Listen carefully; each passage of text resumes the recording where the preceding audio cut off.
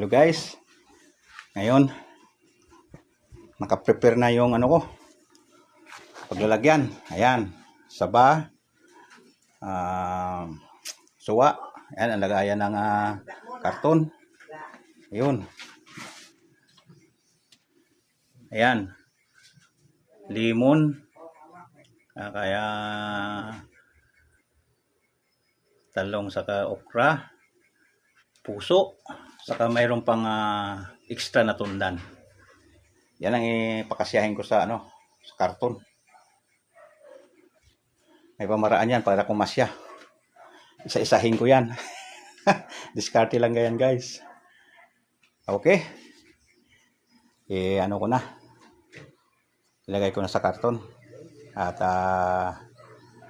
pinapakita ko lang sa inyo kung ano ang gawain ko dito sa bukid. Ayan, ang mga produkto ko dito sa bukid. Dahil pag masipag ka dito sa bukid, mayroon kang aanihin. Diba?